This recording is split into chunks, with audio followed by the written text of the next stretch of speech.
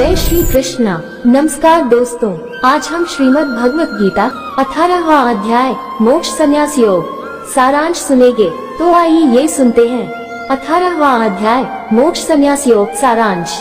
इस अध्याय में भगवान अपने समस्त ईश्वरीय ज्ञान का सार संग्रह करके जन्म मरण रूप संसार से छुटकारा दिलाने के लिए संन्यास योग, कर्मयोग, भक्ति योग और अभ्यास योग के 4 उपायों के तत्व को बताकर अपने ज्ञान उपदेश का उपसंहार करते हैं। सर्वप्रथम संन्यास और त्याग का तत्व समझाते हुए जो कर्म त्यागने योग्य नहीं है उन्हें बताकर आसक्ति और कर्मफल के त्याग को सर्वश्रेष्ठ बंधन रहित बताते हैं। तदुपरांत ज्ञान, कर्म, कर्ता, बुद्धि, धारण शक्ति और सुख प्रत्येक के बारे में 3 प्रकार सात्विक, राजसी और तामसी बताते हैं। तदनंतर संन्यास योग के साधन परायण पुरुष का आचरण, कर्मयोगी का आचरण, भक्ति और अभ्यास योग के साधनों का अनुष्ठान करने वालों के लक्षण आदि बताकर प्रत्येक के फल की प्राप्ति रूप अपना परमधाम ही बतलाते हैं। सर्वप्रथम भगवान कर्मफल के विषय में बताते हैं, जो कि पुरुष आसक्ति और कर्मफलों को त्याग कर नियत कर्मों को करता है वह त्यागी कहलाता है। उसका त्याग सात्विक कहा गया है और ईश्वर प्राप्ति के मार्ग में ऐसा त्याग सफलता दिलवाता है।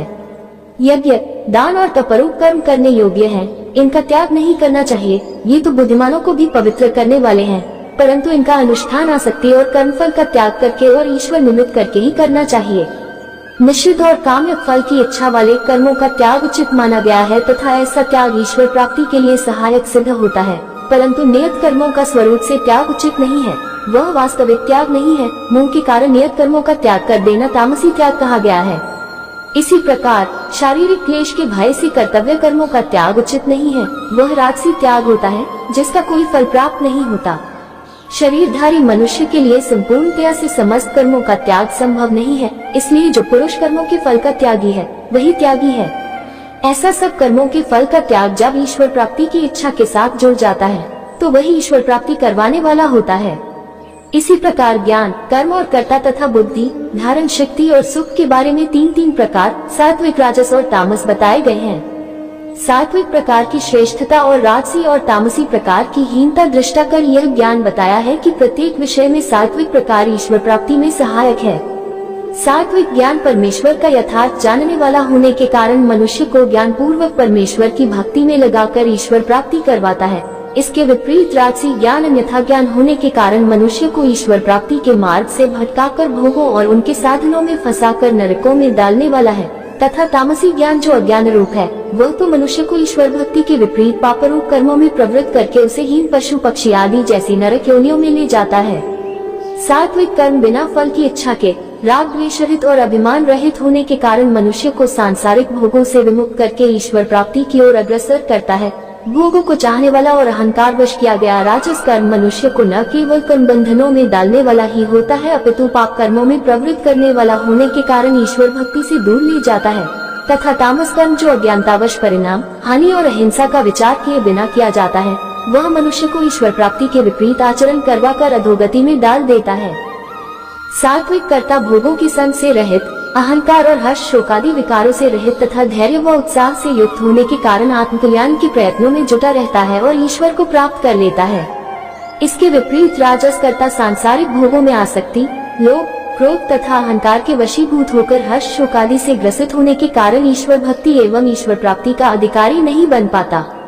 जिस कर्ता ने अपने मन को वश में नहीं किया, जो घमंडी, धूर्त, शोकादि करने वाला है तथा शिथिल प्रकृति का और दूसरों का अनिष्ट करने वाला है, ऐसा तामसी कर्ता ईश्वर भक्ति की ओर आकर्षित नहीं होता और अपना अमूल्य जीवन व्यर्थ में ही गवा देता है। सात्विक बुद्धि वाला पुरुष प्रवृत्ति मार्ग और निवृत्ति मार्ग, कर्तव्य और अकर्तव्य, भय अभय तथा बंधन और मोक्ष को यथावत जानता है। ऐसा पुरुष प्रयत्न करने पर ईश्वर प्राप्ति में सफलता को प्राप्त होता है। राजसी बुद्धि वाला पुरुष धर्म और अधर्म को और कर्तव्य और अकर्तव्य को यथार्थ रूप से न जानने के कारण ईश्वर भक्ति में प्रवृत्त नहीं होता और सांसारिक कर्मकांड में ही व्यस्त रहता है। तामसी बुद्धि वाला मनुष्य तो अधर्म को ही धर्म समझता है और शास्त्र विरुद्ध आचरण करने वाला होता है, इसीलिए वह ईश्वरीय धर्म आचरण का अधिकारी नहीं होता। अपनी आत्मा का कल्याण चाहने वाले पुरुषों को राजसी और तामसी बुद्धि का सर्वत्र त्याग कर देना चाहिए। जिस अव्यभिचारिणी परमात्मा में स्थिर और अटल धारण शक्ति से मन, प्राण और इंद्रियों की क्रियाओं को धारण किया जाता है वह सात्विक धृति कहलाती है। ऐसी धारण शक्ति वाला पुरुष ईश्वर प्राप्ति में सफलता को प्राप्त करता है। राजसी धारण शक्ति वाला पुरुष फल की इच्छा के हेतु अत्यंत आसक्ति से अपने स्वाभाविक कर्मों को, अर्थ को और कामनाओं को धारण करता है, इसीलिए वह ईश्वर भक्ति का अधिकारी नहीं होता। वह तो कामनाओं की पूर्ति के लिए कर्म फल की इच्छा वाला केवल कर्म करने में ही प्रवृत्त रहता है। ऐसा काम, क्रोध और लोभ के वशीभूत हुआ राजसी धारण शक्ति वाला पुरुष नरकों को प्राप्त होता है। तामसी धृति वाला मनुष्य निद्रा, भय, चिंता, दुख, शोक आदि को ही धारण किए रहता है। ऐसा दुष्ट बुद्धि वाला दूसरों का तथा अपना अनिष्ट करके घोर नरकों को प्राप्त करता है। सात्विक सुख में मनुष्य ईश्वर के भजन, ध्यान और सेवादि में निमग्न रहता है, जिससे उसके दुखों का नाश हो जाता है। ये सुख परमात्मा विषयक बुद्धि के प्रसाद से उत्पन्न होता है। इसलिए सात्विक सुख को अनुभव करने वाले मनुष्य के लिए ईश्वर भक्ति की ओर अग्रसर होना और उसमें सफलता प्राप्त करना स्वाभाविक ही है। इसके विपरीत राजस सुख विषय भोगों और इंद्रियों के संयोग से पैदा होता है। ऐसा सुख शुरू में तो अमृत जैसा प्रतीत होता है, परंतु परिणाम में विष के समान होता है। परिणाम में दुख रूप तथा बंधनात्मक होने से मनुष्य की सांसारिक पदार्थों में आसक्ति बढ़ाने वाला होता है, उसे ईश्वरीय भक्ति से विमुख करने वाला होता है। तामसी सुख निद्रा, आलस्य और प्रमाद से उत्पन्न होता है और वह भोगकाल में तथा परिणाम में आत्मा को मोहित करने वाला होता है। तामसी सुख से मोहित मनुष्य ईश्वर की ओर आकर्षित नहीं होता, उसकी प्राप्ति के लिए प्रयत्नशील नहीं हो पाता और प्राण त्यागने के बाद पशु पक्षी आदि नीच योनियों तथा नरकों को प्राप्त होता है। पृथ्वी, आकाश और देवताओं में और कहीं भी ऐसा कोई प्राणी या वस्तु नहीं है जो माया प्रकृति से उत्पन्न तीनों गुणों से रहित हो। इसलिए जीवात्मा का जो इन तीनों गुणों से उत्पन्न शरीरों में और उनसे संबंध रखने वाले पदार्थों और वस्तुओं में अभिमान, आसक्ति और ममत्व है, उन्हीं के कारण वह कर्म बंधनों में फंस जाता है। सत्वगुण सुख और ज्ञान के संबंध से अर्थात उनके अभिमान से जीवात्मा को बांधता है। रजोगुण कामना और आसक्ति से जीवात्मा को कर्मों और उनके फलों से बांधता है और तमोगुण जीवात्मा को अज्ञान जनित प्रमाद, आलस्य और निद्रा से बांधता है। सात्विक गुण से उत्पन्न सात्विक ज्ञान, सात्विक कर्म, सात्विक कर्ता, सात्विक बुद्धि, सात्विक धृति, सात्विक सुख आदि सबके सब आत्म कल्याण को चाहने वाले पुरुष के लिए आवश्यक है। परंतु सत्वगुण भी तीन गुणों में से एक गुण होने के कारण सुख के संबंध से और ज्ञान के संबंध से जीवात्मा को बांधने वाला है।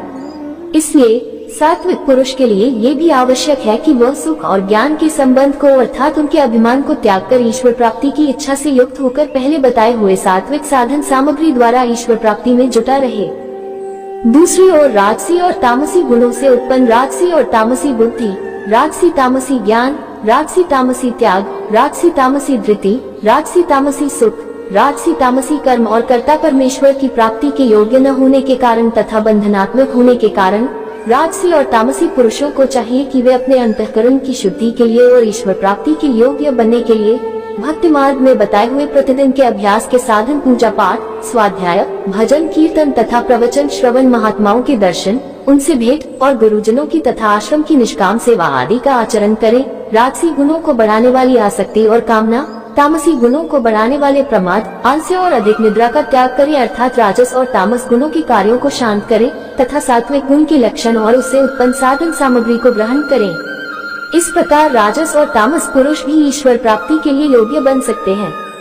संन्यास योग के साधन परायण पुरुषों के बारे में भगवान कहते हैं कि सर्वत्र आसक्ति रहित बुद्धि वाला, स्पृहारहित और जीते हुए अंतःकरण वाला पुरुष संन्यास योग द्वारा मुझे प्राप्त करता है।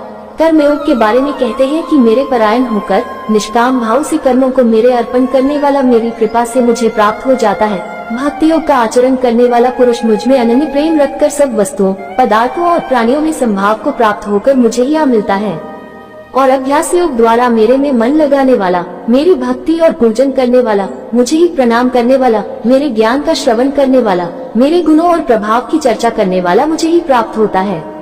अंत में अपने ईश्वरीय ज्ञान के उपदेश का उपसंहार करते हुए भगवान श्री कृष्ण आज्ञा देते हैं कि संपूर्ण धर्मों को त्याग कर तुम केवल एक मुझ सर्वशक्तिमान सर्वाधार परमेश्वर की शरण में आ जाओ। मैं तुम्हें संपूर्ण पापों से मुक्त कर दूंगा, मोक्ष दूंगा। तुम किसी प्रकार की चिंता मत करो। गीता ज्ञान के प्रचार के संबंध में भगवान श्री कृष्ण विशेष रूप से बताते हैं कि जो पुरुष मुझ में परम प्रेम रखकर मेरा ये रहस्य युक्त ज्ञान मेरे भक्तों के प्रति कहेगा, वह मुझे ही मिलेगा। इसमें कोई संशय नहीं है। इस समस्त जगत में उससे बढ़कर मेरा प्रिय और कोई नहीं है और भविष्य में भी उससे बढ़कर मेरा प्रिय कोई और नहीं होगा। मोक्ष संन्यास योग नामक 18वां अध्याय का सारांश संपूर्ण हुआ। अब इसी के साथ विदा लेते हैं। कल फिर इसी अध्याय का हिंदी अनुवाद लेकर हाजिर होंगे। तब तक सभी को जय श्री कृष्ण जी।